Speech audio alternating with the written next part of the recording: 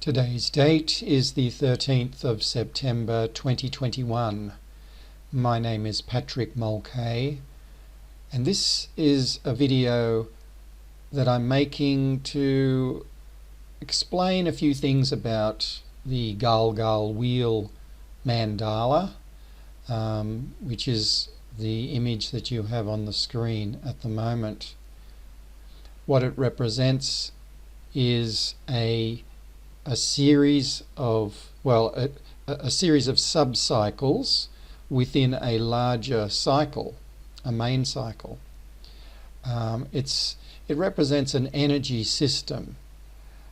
I like to think of it as consisting of the 7 chakras, which can be identified by these spokes. There are 7 spokes of the GLGL wheel of Jacob. This is the first spoke, and the second one, third, fourth, fifth, sixth, seventh. This is the Hebrew version of the wheel. Running through the 7 spokes of the wheel is a stream of evolutionary energy that is activating each of the 21 subcycles and is putting us through an evolutionary process, because this wheel represents the energy system of an entity. The entity ranges from Mother Earth as an entity to each individual human being, and the cycle, and with its subcycles, with its 21 subcycles and 441 individual phases within that larger cycle, map out a pathway of evolution, with each phase of each subcycle representing a tiny part of the process of the larger cycle. The mandala that sits at the center of the wheel, called the key mandala, exists in a different dimension to the other 21 mandalas that surround it. It is the source of the evolutionary energy or force that pulses through the cycle in an ever-repeating cycle of 21 subcycles. It represents the force of the Kundalini serpent. That is one way to think of it. And the serpent winds its way around through each of the individual subcycles, and each subcycle's 21 individual phases, snaking its way around until it reaches the final subcycle and then repeats. The first subcycle is this one here. That's where the cycle starts, and then it proceeds to move around in a clockwise direction through the spokes, the 7 spokes, till it reaches the final subcycle on that inner ring, and then it jumps to the 8th subcycle, which is the first subcycle on the middle ring, and then it continues to wind its way around through all the 7 subcycles of the middle ring, and then it leaps to the 15th subcycle, which is on the outer ring of the GLGL wheel, and then it proceeds through around the 7 spokes, through each of those 7 subcycles, until it ends at this subcycle here. And then it repeats. So then it jumps down and begins again on the first subcycle of the inner ring of the GLGL wheel. As I mentioned, this is the Hebrew version of the GLGL wheel, and it is the original version that has been derived from the Sefer Yetzirah, an ancient Hebrew text, and the arrangement of the individual mandalas around the central key mandala are organized according to the blueprint of the key mandala. So we have the first subcycle, which has the Hebrew letter Tarv at its center, corresponds with this first point in the key mandala. So if I zoom in, you will see it more clearly.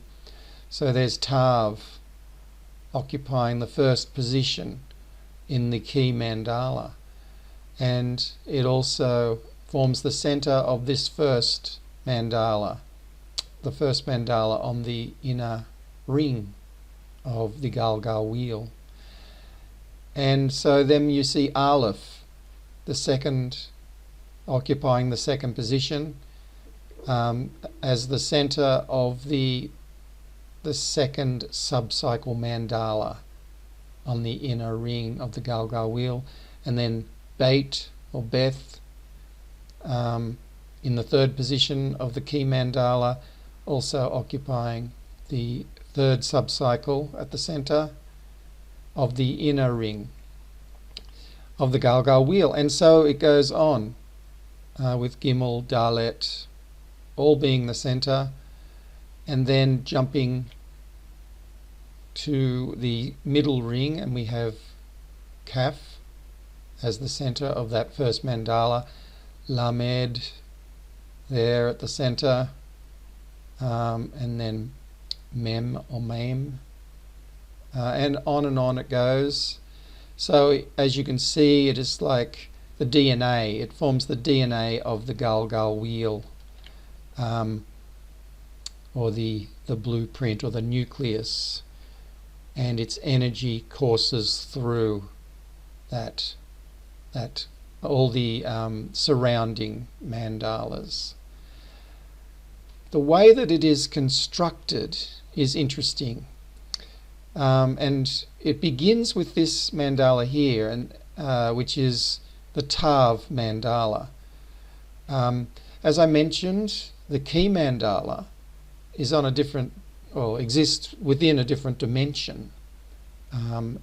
What is visible to us as human beings, or what is felt by us and experienced by us most obviously, is represented by these 21 surrounding mandalas, representing the subcycles of the main cycle of the GLGL wheel.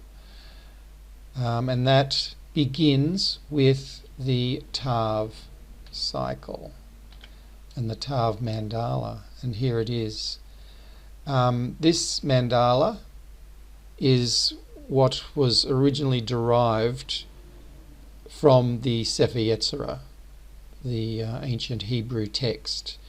So the clues in the Sefer Yetzirah led to the discovery of this particular mandala, which forms the first in the series of 21.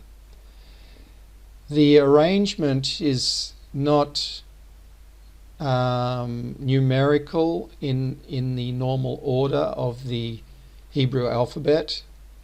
It does begin with Aleph, the first letter of the Hebrew alphabet, and then proceeds to move around the inner ring of this first mandala, Aleph, Beit, Gimel, Daleth, Hey, Vav, Zain.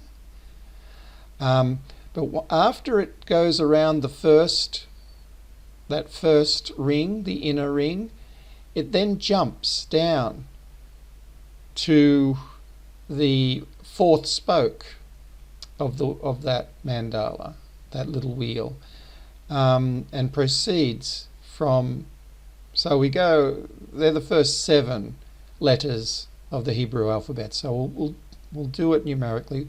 So that's 1, 2, 3, 4, 5, 6, 7, and then it jumps down to the 8th letter of the Hebrew alphabet, which is on the 4th spoke on the middle ring, and then goes 8, 9, 10, 11. So that's the 11th letter of the Hebrew alphabet, Kaf, and then crosses over to Lamed, Mem, Nun. So 11, 12, 13, 14. So it's the 14th letter of the Hebrew alphabet. And then it jumps into a star pattern.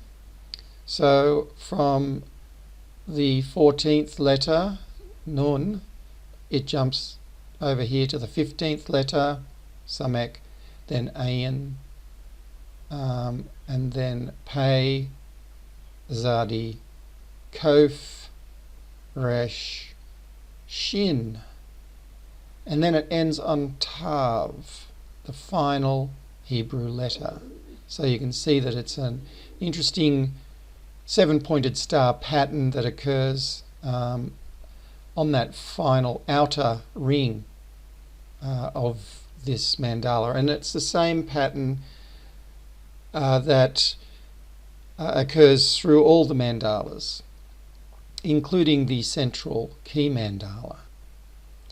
You can see that the 21st Hebrew letter here in this series, which is Shin, forms the central Hebrew letter of that invisible central key mandala that exists in a different dimension.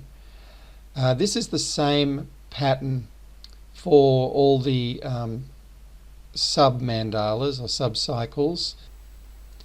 So for example, you can see the 21st letter in the sequence of the second sub-mandala is Tarv.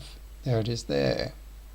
And it translates back to the center of the first sub-mandala, and so on.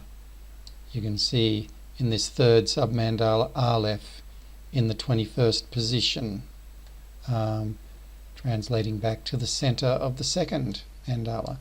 And that's how the wheel unfolds, and the sequence is identical. It follows the same formula right throughout the whole of the wheel. Let's take a look now at the astrological version of the GLGL wheel. In this wheel I have provided the astrological correspondences to the Hebrew alphabet. I've replaced all the Hebrew letters with their astrological correspondences. So at the center of the key mandala we have Pluto. Pluto is the correspondence to the Hebrew letter Shin, and it's Pluto that represents this powerful evolutionary force of Kundalini that is moving through this entire system of the GLGL wheel. And all the other Hebrew letters have their own astrological correspondences as well.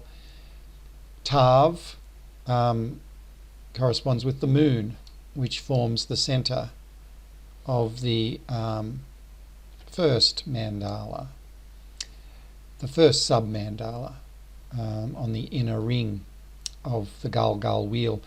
And then you can see the Hebrew letter Aleph corresponding with the planet Uranus, and then we go Saturn, Jupiter, Mars, Aries, Taurus, Gemini, etc. They're not in any sort of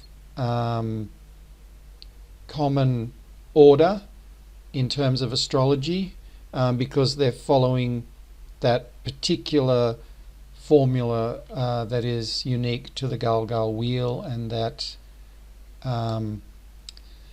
is found in the Sefer Yetzirah, that ancient Hebrew book. you can see some numbers here that I have put on this wheel, starting from the number 0 at the first phase of the first subcycle of the GLGL wheel, the first phase being Moon Uranus, and then it goes Moon Saturn, Moon Jupiter, Moon Mars, Moon Aries, Moon Taurus, Moon Gemini. Then it jumps to the second ring, the middle ring of the first subcycle, and goes Moon Libra, Moon Neptune, Moon Scorpio, Moon Cancer, Moon Leo, Moon Virgo, Moon Sun, and then jumps to the outer ring of this subcycle, this first subcycle, Moon Mercury, Moon Aquarius, Moon Capricorn, Moon Pluto, Moon Pisces, Moon Venus, and it ends on Moon Sagittarius. And once it reaches that final phase of this first subcycle, it then jumps over to the first phase of the second subcycle, which this is the Uranus subcycle, corresponding to Aleph, the Hebrew letter. And the first phase of this subcycle is Uranus Saturn. And then we go Uranus Jupiter, Uranus Mars, etc. These central correspondences, these astrological influences, for example, the moon in the first subcycle, that represents the archetype within the consciousness of the entity. So if we're looking at a human being, then the moon basically represents their etheric emotional body, and therefore this particular cycle or subcycle is responsible for the evolution of that particular aspect of the human consciousness and being, so the etheric emotional body. And as this subcycle unfolds through all its 21 phases, the emotional body of the human being goes through an evolutionary process, which then shifts to the Uranus aspect of consciousness, etc. Goes through all these 21 different aspects of consciousness. And yes, so getting back to these numbers, they represent ages, starting from 0, which is birth. So we're born here at that 0 point. So these numbers are identifiers of the age that we reach in terms of the 3.5-year cycles. So when we say that for example, this moon subcycle corresponds with a 3.5-year cycle, then each of these individual phases represents 2 months of time for that 3.5-year cycle. So at age 2, for example, we experience the Moon Virgo 2-month cycle for the first and only time in our life as a 2-month phase. So there are 6 of those each year. So we have the Moon Virgo at age 2 for the first 2 months after our following our 2nd birthday, and then we have the Moon Sun for the next 2 months, and then Moon Mercury and Moon Aquarius and Moon Capricorn and Moon Pluto. And then we turn 3 years of age, and we begin that new personal year with the Moon Pisces 2-month phase. So the 2-month phases are very important, and I consult them often when I'm doing a GLGL wheel reading. The longest phase that I look at is the 4-month phase. They are also extremely important. And the way to work out where you are on this wheel at any given time is to halve your age. So if you're age 60, for example, you would find 30. You would find the number 30 on this wheel, which is here at the Libra moon phase. And so when you turn 60, the Libra moon phase is the first phase that you experience at that age. It's a 4-month phase, so there are 3 per year of these ones. So for the first 4 months of the age 60, you experience Libra moon, and then the following 4 months, Libra Uranus, and then the final 4 months of age 60 is Libra Virgo. And then when you turn 61, you experience this phase here, which is Libra Cancer. And then these other 2 phases for the age 61 are Libra Taurus and then Libra Sun, and then at 62 you begin with Libra Leo. And there it is, the number 31 next to the Libra Leo phase. So if we double that, it's age 62 for the 4-month phase. Similarly, if you want to find your 1-month phases, which are also very important, you need to double your age. So if you're age 60, you need to look for the number 120 on the wheel, which is over here in the Virgo cycle. So there's the Virgo subcycle. So there it is there, it's age 120 in regards to the 2-month phases, but it's age 60 in regard to the 1-month phases. And so when you turn 60, your first 1-month phase is Virgo Venus, and there are 12 of them per year. So it will start with Virgo Venus, then go Virgo Moon, Virgo Uranus, Saturn, Aquarius, Pisces, Mercury, Pluto, etc. And then at age 61, that will be 122, which there it is there. So at age 61, you will experience Virgo Gemini as the first 1-month phase. And then you will go Virgo Aries, Virgo Jupiter, and then you will jump to the outer ring and proceed with the phases of the first subcycle of the outer ring, which is a Pisces subcycle. And so you'll experience Pisces Mercury, Pisces Pluto, and Pisces Moon as the remaining phases of that age, and then your next cycle begins there with Pisces Uranus, your next subcycle, your next age begins there.